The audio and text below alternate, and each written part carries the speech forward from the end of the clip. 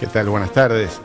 Sí, hace ya bastante tiempo que venimos preanunciando, dando algunas pistas de lo que está pasando a nivel global, a nivel mundial. Y es decir que la crisis se está acercando de manera importante, de manera fuerte, crisis económica estamos hablando. En estos días hemos conocido que las bolsas, de allí donde se operan, donde se cotizan las grandes empresas del mundo, se han venido abajo esas cotizaciones, como no lo hacían desde hacía 50 años. Estamos hablando de niveles muy sorprendentes. Lo mismo pasa con la inflación. Estamos hablando de inflación, sobre todo en los países desarrollados, que no se conocía desde hacía 40 años. Concretamente, ayer el gobierno español anunció que la inflación va a ser del 10%, algo inusitado para esos países. Quizás en América Latina a nosotros no nos sorprenda, pero para ellos es inusitado. Entonces los valores de las grandes empresas se están viniendo abajo, las inversiones se están viniendo abajo, y claro, a usted y a mí nos están diciendo los grandes medios de comunicación ahora que todo es culpa de Putin. El año pasado todo era culpa de la pandemia.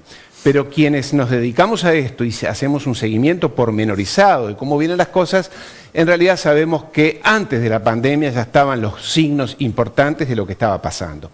Lo mencionamos hace unos días atrás. Ocurre que las economías desarrolladas, y estamos hablando de Estados Unidos y Europa principalmente, en realidad se han dedicado en estos últimos 30, 40 años solamente a la especulación financiera, al negocio financiero. Los bancos, los fondos de inversión, esas administradoras de grandes volúmenes de dinero eran las que manejaban la actividad económica. Y en realidad Europa, Estados Unidos se estaban desindustrializando, perdían sus fábricas, las fábricas donde iban a China, a Asia, y entonces Europa y Estados Unidos vivía en una burbuja, en una nebulosa, en la cual creía que todo funcionaba en torno a los servicios y al negocio financiero. Vivía una ilusión, porque el mundo no está basado en Internet y en los negocios de servicios. Está basado en la producción de cosas, de productos, de vestimenta, de coches, de alimentos, de elementos petroquímicos, de insumos petroquímicos. Todo eso se había ido a otro lugar. Entonces, en Europa y Estados Unidos se perdían los empleos, o los empleos eran de menor calidad, se perdían las fábricas, entonces bajaban los salarios. ¿Y qué pasaba? Las personas, las familias, debían endeudarse, vivían a crédito, tarjetas de crédito, créditos, pedían financiación para comprar sus casas, las empresas lo mismo, las que quedaban, vivían a crédito y los gobiernos vivían a crédito. Entonces se armó una burbuja, se está armando una burbuja de la deuda, como se la llama, que está en grave peligro de explotar. Entonces, sin ser alarmista, esto es lo que está pasando en el mundo hoy, y lo que se viene todavía no lo sabemos. Los economistas miramos con atención los números, pero no tenemos la bola de cristal. Paralelamente a esto, y para ir muy rápido, está habiendo una crisis de combustibles, petróleo, se le llama petróleo. Pero no es solamente el petróleo, y en el caso de América Latina es el gasoil, sobre todo los elementos para mover los tractores, los camiones y demás, que está habiendo un grave problema de abastecimiento. En Argentina, lo está ocurriendo en Perú, en Ecuador, hay revueltas sociales muy fuertes, en Ecuador fueron muy graves, el gobierno estuvo a punto de caer, en Perú lo mismo.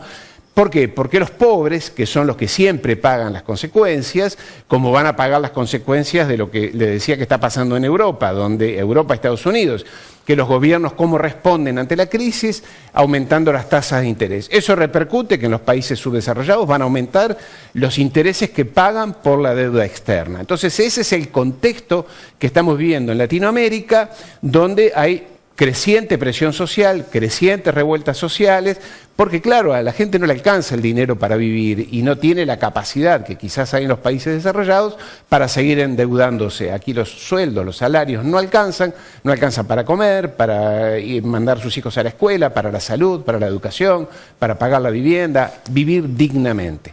Obviamente que los gobiernos y las élites no tienen respuesta a esto, lo único que pueden hacer es reprimir a los pueblos, como lo vimos en Ecuador y en Perú en los últimos días. Y mire usted qué curioso, y con esto concluyo, que los países, los gobiernos de los países desarrollados, el G7 y después reunidos en la OTAN, estoy hablando de Estados Unidos, Canadá, los infaltables ingleses, como siempre, Francia, Alemania y más, se reunieron también esta semana. ¿Y de qué hablaron? Hablaron de guerra y más armamento y más armamento.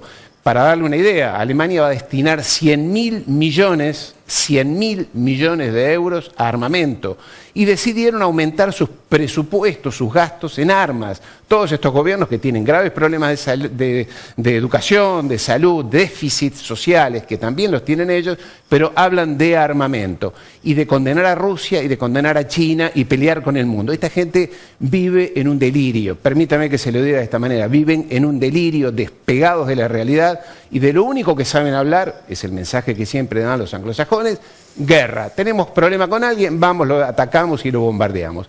Este es el mundo que nos están anunciando estas personas, absolutamente alejados de su realidad, de la nuestra, y en un mundo que no va en ese sentido, que espera otras respuestas que esta gente no puede dar. Así que nos vemos el viernes próximo.